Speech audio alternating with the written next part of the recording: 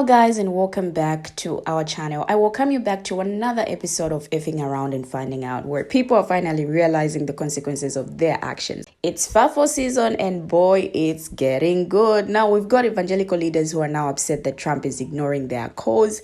I shared this video yesterday. I mean, what did they expect? They thought they had a special connection with Donald Trump, but it turns out they were just being used for their votes. It's like they're saying, hey, Trump, we helped you get elected. Now it's time for you to return the favor. But Trump's like, sorry, not sorry. I'm busy making America great again. For myself, of course. But that's not all, people. We've also got a bill passing in North Carolina that requires local police and sheriffs to report undocumented immigrants to ICE. Because, you know, we need division and fear-mongering in America. And let's not forget about Trump breaking another promise to the American people. This time, it's about cutting Social Security. I mean, who needs Social Security when you've got a president who's more concerned with lining his own pockets? And if all that wasn't enough, we've got a Missouri Republican proposing a $1,000 bounty program to turn in undocumented immigrants. Because, you know, paying people to snitch on their neighbors is exactly what we need to make America great again. And it's like we are living in some kind of, you know, movie, but hey, it is what it is and it's happening. So with that said, let's take a look at this video as different people share the FAFO season. I will be right back. The top evangelical leaders are upset that Trump isn't returning their phone calls. You don't say. Let's go back in our time machine. If you remember, the white evangelical voters were steadfast in the support for Donald Trump's presidency. And if I remember correctly, y'all were even calling this man a prophet. To profit who? For himself? I remind you, this man couldn't even name a scripture. Yet the Bible is his favorite book, but he couldn't even name a verse. I gave it up too early, and now you can't even get dinner. Y'all even had praying sessions. Meanwhile, little Donnie is asleep. Somebody please help me understand what these people were seeing in this man. I mean, they're saying that he was going to respect Christians. Meanwhile, he's a pathological liar. He's cheated on all of his wives. He's a 34-time convicted felon. He was selling you guys $60 Bibles made in China. And yet you guys were mad he's not returning your call. Somebody make this make sense. All I'm gonna say is, y'all gotta pray on this one. As always, don't forget to like, comment, and share. I'm very interested in knowing what you think. Breaking news, North Carolina introduced HB 10, which is a bill that requires local police and sheriff to automatically report an undocumented immigrant to ICE. This bill will require local police officers to automatically verify the status of people who were arrested for certain felonies and misdemeanors. If the person does not have legal status, they are now legally required to report that person to ICE. However, this new requirement does not apply to people who were arrested for traffic violations and most misdemeanors. Before, police officers weren't required to report status to ICE, regardless of whether they found out that you were undocumented or not. So Hamas has till January 20th, to release all hostages, or Trump said all hell will break loose. Where is that girl that says the leopards are eating your face? Where is that song when you need it? Or that song that says consequence. Either way it goes, y'all have over y'all people. Y'all have sided with white supremacy, Donald Trump, and the far right extremists who are also Christian nationalists, and y'all have put y'all people in more danger than ever before. Because Donald Trump is going to give Benny whatever he wants, and he's going to make it happen because they helped him with his campaign. And no, there is no reasoning with man. You decided to the people who had your back for years out of spite. Nah, for real. Good luck to you and yours, because I don't think Trump is playing with y'all. Y'all know when he says some shit, he mean it. And at this point, I hope y'all have a way of getting y'all people together, because y'all got less than 60 days. And it's coming sooner than you think. Boy, karma is coming quick for people.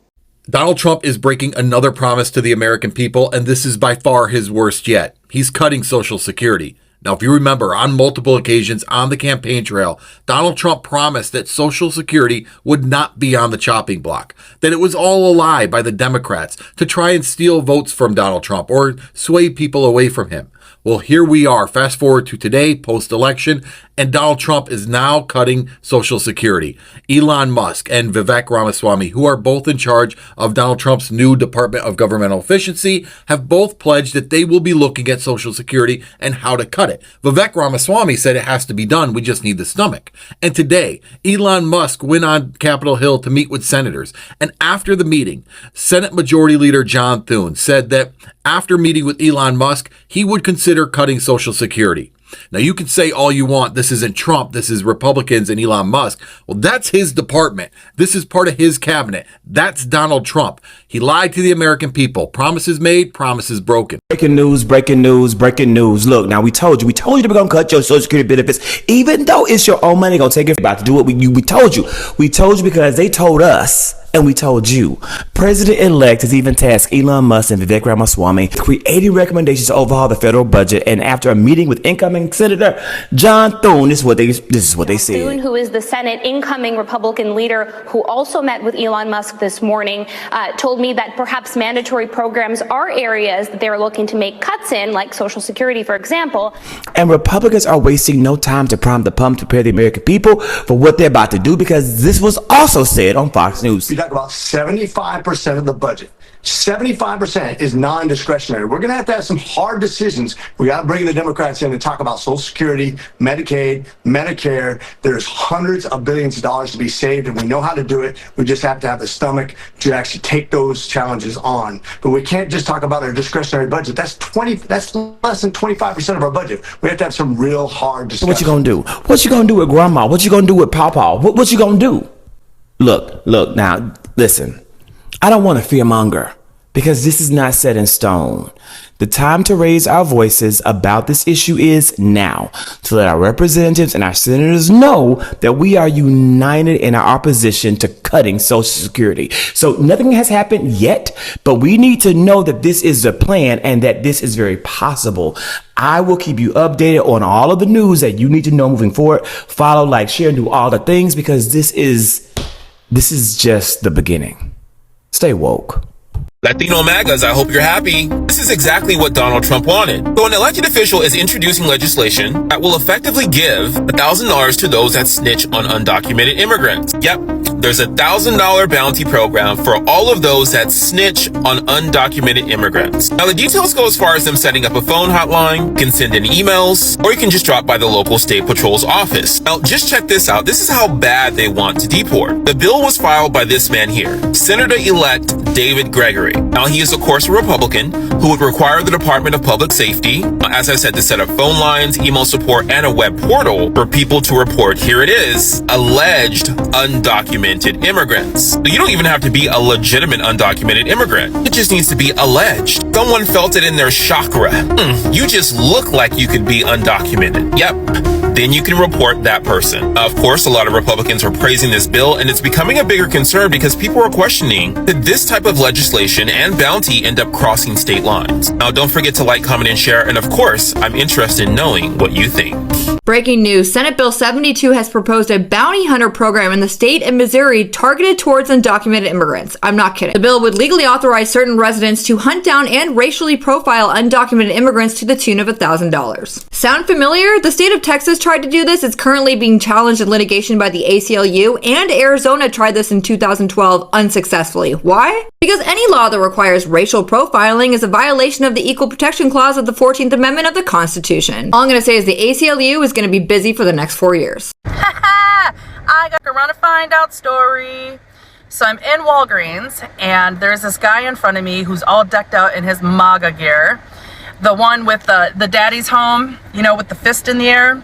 Anyway, he's there with his MAGA hat on and his Trump shirt, and he's getting his prescriptions. So the lady behind the counter that's helping him lets him know, sir, I've noticed that you have TRICARE as your insurance, and I'm just letting you know you should be getting a letter in the mail that we are no longer going to be contracted through them at the end of this month. He said, what do you mean? We got Selfridge right down the road. What do you mean you ain't going to be contracted through no veterans insurance? And she said, sir, there are a whole lot of administrative changes that are going to be going on, and Walgreens, the company, is unsure of what contracts through the VA, what contracts for the military are going to be revised or pulled. She says, now, I'm sure there are other pharmacies such as CVS or mail-in pharmacies such as Express Scripts that will still honor your insurance. But as far as Walgreens, we will not. And boy, did this man get so mad. He didn't understand what was going on. So she broke down to him what was happening. She's like, you know, He's talking about getting rid of VA hospitals. He's getting rid of possibly disability for veterans, or putting a 10-year max cap on that. And it's going to be an extremely hard process to even be approved for that. So this guy, he's just like staring at her and he goes, well, shit, I don't know what I'm going to do.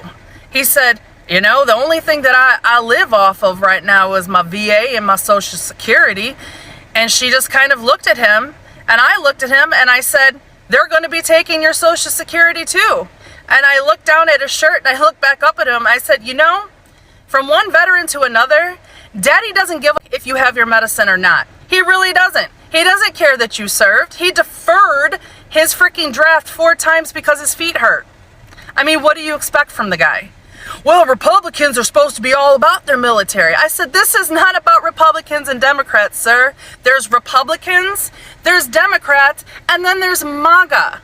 And I said, and unfortunately, you're all a part of the MAGA. I said, hey, you voted for him. You don't, and now you're going to find out. And I kind of feel bad because his face was just so like this was the first time he ever heard this. This was the first time he was ever hearing that as a veteran, his benefits, his security is being threatened, that his Social Security is being threatened. Like, there's people staying. Where are they at? Like, living under a rock? I don't get it. But anyway, that's my story. Now, indeed, some big changes are coming to law enforcement across the state as HB 10 takes effect. Now, the new law means sheriffs in all 100 counties in North Carolina will have to cooperate with federal immigration authorities for people arrested for serious crimes. Now, the law passed after the GOP-led General Assembly overrode the veto of Governor Roy Cooper. The new law means anyone arrested for certain crimes, felonies like excise, S charges, and assault down to misdemeanors like child abuse will have to verify their citizenship status with ICE and be held for 48 hours if they get an ICE detainer request. Now, Wake County Sheriff Willie Rowe was initially concerned about the law for a lack of due process, but said he's now working to implement it in a fair way. I think that responsibility rests on us as law enforcement leaders to make sure that our staff is deploying ourselves in such a manner that all people feel welcome, appreciated, and valued, but also conducting ourselves in such a way that if you're being threatened, that we will take the appropriate action to address any criminal activity, Rowe said. Now, some agencies believe in practice the law will not change much since they already comply with these orders. It takes partnerships to keep good communities, so I just think that this is a reinforcement to make sure that people do. But I've never seen the opportunity where we had a person that needed to be held for ICE and would not hold him. I have it in my office and never would allow that, Nash County Sheriff Kate Stone said. But the new law is raising concerns among immigrant communities. With immigrant farm workers in rural North Carolina, she worries that HB 10 will make it more difficult for undocumented people to feel safe. There is a concern that although the law only covers felonies and serious misdemeanors, it could be a slippery slope toward profiling and unfair policing. We saw this historically that whenever we had mass deportations in our communities, and with people being stopped for things like maybe having their windows tinted to dark or missing a stop sign, things that would generally result in like a traffic ticket or a violation, it leading up to arrests. But some law enforcement leaders say that's not the case and they're not planning to deliberately target immigrant communities. We're not going out, stopping people and asking for that status. We're not doing road checkpoints and asking for people's statuses and looking for people's paperwork. These are people that are being incarcerated. They are charged with a crime. Wilborn reiterated. But we will see. Now, still in the FAFO season, the president-elect promised on the campaign trail to cut taxes on Social Security benefits in his second term. People on Social Security are being unalived, and one of the things I'm doing is no tax for seniors on Social Security. And I'll get it done quickly, Trump told folks and friends in August. Now, for some baby boomers, lower Social Security taxes could mean larger monthly checks in the short term. But experts in fiscal policy predict that the Social Security tax cuts, along with other campaign promises made by Trump, could quickly drain the National Social Security Fund. That would put benefits at risk for low-income retirees and younger generations who may rely on that income as they age. Now, it's designed to help retirees, but the people it's going to hurt are people that rely on Social Security the most. Taylor Lee, a certified financial planner at Belmont Capital Advisors, told BI of Trump's proposed Social Security tax cut. More than 72 million Americans received Social Security, and the estimated average monthly check in October was $1,924.35, according to the Social Security Administration. Americans can begin taking Social Security at age 62 or wait until their full benefits kick in at 67, the national retirement age. Now, Trump's campaign promise came as Business Insider heard from older adults with limited retirement savings, many of whom were struggling to afford necessities such as housing and groceries on their fixed Social Security income. Income taxes on Social Security apply to all beneficiaries with an annual household income above $25,000, and most pay taxes on at least 50% of their benefits. Lower income beneficiaries paid less in taxes. Now, Social Security tax cuts would hurt low-income retirees and younger generations. U.S. Social Security is said to be depleted in the next decade without congressional action. The fund is largely financed through payroll taxes that Americans contribute to throughout their careers. Now, a report published in October by the Non-Partisan Committee for a Responsible Federal Budget said Trump's campaign promises, which also include ending taxes on tips, reducing some income taxes, expanding deportations, and imposing tariffs, would take a toll on the Social Security Fund, making it insolvent within the next 6 years. That's 3 years earlier than the Congressional Budget Office's current estimation. Now, the report said those policies would also lead to a 33% benefit cut in 2035, a 10% increase from what the Congressional Budget Office projects under the current law. Now, Lee said low-income boomers and younger generations were likely to feel the brunt of these cuts. Low-income boomers living on Social Security already pay less income taxes, so they wouldn't see the benefits Trump promised. Lee said many don't have other retirement savings to fall back on if their benefits are slashed. Now, he added that older Americans who are wealthy or middle class would feel less stress from Social Security cuts and might benefit the short term from Trump's tax plan. It would help people in the middle class, people that have the luxury of having a 401k or an IRA and have multiple sources of retirement income, Lee said. But the people that's going to hurt the most are people that don't have that traditional retirement income. Now, Lee said it was possible that younger generations would have lower Social Security benefits, requiring them to rely more heavily on retirement savings. To be sure, any changes Trump hopes to make to the tax or Social Security systems would need to be approved by Congress. And working in his favor is that the Senate will have a Republican majority. Votes for House representatives are still being counted. And Lee noted that tax funding isn't the only challenge facing Social Security. People are living longer, meaning that more benefits funding is required per person. Now, this is just the beginning of the FAFO season, and we're already seeing things happening. People are worried. But what do my viewers have to say about these videos? Share your thoughts, your views as well, on what you think in the comment section. Thank you for always watching, and see you in our next video as we bring you another interesting video.